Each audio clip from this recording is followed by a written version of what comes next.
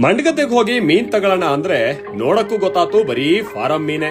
ಕೊನೆಗೆ ಅಲ್ಲಿ ಇಲ್ಲಿ ಹುಡುಕಿ ಅರುಣಂಗೆ 2 ಕೆಜಿ ಜಿಲೇಬಿ ಸುರ್ಗಿ ಮೀನ್ ತಗೊಂಡ್ರೆ ನಮ್ ಪಾಂಡಿತ್ಯ ನೋಡಿ ಸುಶೀಲಕ್ಕ ಹುಬ್ಬೇರ್ಸಿದ್ರು. ಮಾಳೂರ್ ಪೊಲೀಸ್ ಸ್ಟೇಷನ್ ನಲ್ಲಿ ಸ್ವಲ್ಪ ಕೆಲಸ ಮುಗಿಸ್ಕೊಂಡು ಗಂಟೆ ಜಂಗಲ್ ದೇವ್ರ ಹರಕೆಗೆ ಹೋದೆ. 3 ಕುರಿ 30 ಕೋಳಿ ಹರಕೆ ತೀರಿಸಿ ಗಂಟೆ 12 ಆದ್ರೂ ಕುರಿ ಕ್ಲೀನಿಂಗ್ ಬರ್ಬೇಕಾಗಿದ್ದ ಸಾಹೇಬ್ರು ಪತ್ತೆ ಇಲ್ಲ. ದಿನೇಶ್ ಅಣ್ಣನ್ ಮಗ ಗಾಣಿ ಈ ಸಲ ಕೋಳಿ ಕುಯ್ಯಕ್ಕೆ ಪ್ರಮೋಟ್ ಆಗಿದ್ದ. ಕತ್ ಕುಯ್ದ್ರು ಕೋಳಿಗಳು ಊರ್ ತುಂಬಾ ಓಡ್ತಿದ್ವು.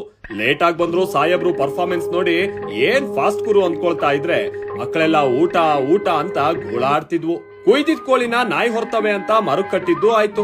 ಒಂದ್ ಕಡೆ ಹರಕೆ ಕುರಿ ಪಾಲಿಗೆ ವ್ಯವಸ್ಥೆ ಆಗ್ತಿದ್ರೆ ಮತ್ತೊಂದ್ ಕಡೆ ಸಂಜೆ 5 ಗಂಟೆಗೆ ಊಟ ರೆಡಿ. ನಾಯಿಗಳಂತೂ ಎಲ್ಲಿಂದ ಮೂಳೆ ಕಡಿಯೋದನ್ನೋ ಕನ್ಫ್ಯೂಷನ್ ನಲ್ಲಿದ್ವು. ಗಟ್ಟಿ ಕಡಬು ಹರಕೆ ಸಾರ್ ಹಾಕಿ ಗಿವ್ಚ್ಕೊಂಡ್ ತಿಂತಾ ಇದ್ರು ನಂಗಂತೂ ಸಮಾಧಾನ ಇರ್ಲಿಲ್ಲ.